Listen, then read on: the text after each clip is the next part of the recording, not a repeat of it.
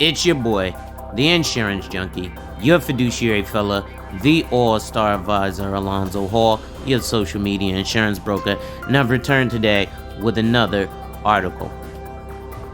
Today we're looking at an article about why Mercedes-Benz doesn't sell its pickup truck in the US.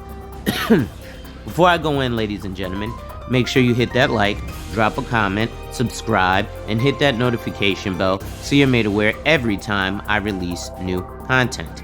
And as always, share. Lastly, to contribute to channel growth or to schedule an appointment with a licensed financial professional, the links are in the description of this video. So, ladies and gentlemen, as you know, pickup trucks are considered premium vehicles, and they generally cost more for things like repair and maintenance than even, a luxury car. A Ford F-150 is probably along the lines, price-wise, in terms of luxury and things, as a Mercedes-Benz E-Class. However, Mercedes-Benz did make a premium pickup truck called the X-Class. You have to be very into Mercedes to know about things like the A-Class, the B-Class, the X-Class, the V-Class, and so on, and what the difference is. I've done videos comparing life insurance policies to classes of Mercedes-Benz because I'm actually into Mercedes-Benz. And a lot of people who own Mercedes just own them because they're Mercedes, but they don't understand why it's a Mercedes. So let's read this article and delve a little deeper into the world of Mercedes-Benz. So Mercedes sold its pickup truck, the X-Class, between 2017 and 2020, when it was discontinued due to poor sales. The X-Class was assembled at Nissan's plant near Barcelona in Spain, and it's available in Europe, Australia, New Zealand, Latin America, and South Africa. However, even though it was a pickup truck, which is one of the most popular body styles for US buyers, Mercedes never sold the X in the States, and questions regarding the reasoning behind this decision still linger. The vehicle was a reskinned Nissan Navara with a Mercedes-Benz interior and some elements of Mercedes tech. And at first, it was only available with Nissan-sourced 4-cylinder diesel engines.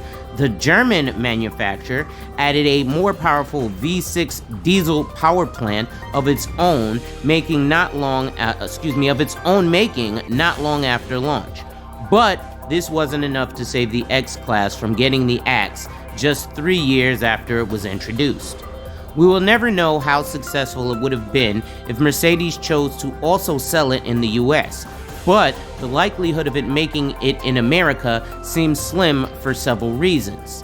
The primary one has to be its size. Americans prefer large trucks, and the X-Class was one size class below what most buyers were looking for. So this is probably along the lines of like a Toyota Tacoma, a Chevy Colorado, not a Silverado, or I can't think of what the small Ford truck is outside of the F-150, which are larger trucks. However, in my personal opinion, what this means is soon the X-Class will be very similar to the G-Wagon. The G-Wagon was not a very popular vehicle overseas, but it was popular in America because people in America had to import it and spend a lot of money to get it imported. That's why the G-Wagon is now so expensive. So soon you will see people driving around in their X-Class pickup truck, your celebrities and your super rich superstars. Let's continue the article. However, there are smaller pickups, the Ford Ranger, that's it. There are smaller pickups on sale in America, like the GMC Canyon, Ford Ranger, and even Nissan's own Frontier that are finding buyers. So there may be more to it than the idea that the X-Class would have not been successful because it was too small. Other factors played into Mercedes' decision. US sales could have prevented the Mercedes X-Class failure. Even though American pickup buyers prefer full-size trucks like the Ford F-150 and the Nissan Titan, smaller models like the Ranger and the Frontier still sell well. Appreciated for their superior maneuverability, off-road ability, and fuel efficiency, these smaller trucks are not chosen by those who want to do a lot of towing, which is one of the main reasons why so many Americans buy pickups in the first place, since they can pull massive loads. Smaller pickups, however, are better for getting around a construction site or inspecting power lines located in the middle of a forest. The fact that the X-Class was sold more as a luxurious pickup could also have allowed it to find favor with American buyers, who are buying ever more lavishly equipped trucks. Even the idea of a pickup truck with a Mercedes-Benz three-pointed star on the hood could have been enough for some to buy one. But we will never know how it could have performed because Mercedes ended the discussion very early on when it said it had no plans to bring the X-Class to the States. Mercedes also may have decided against US sales because the X-Class would have ended up costing more than its comparable mid-sized truck rivals.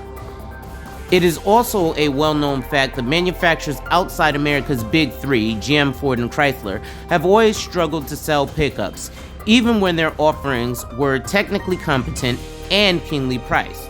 So it could also have been that Mercedes didn't even want to try to make the X work in the American brand-centric US pickup segment.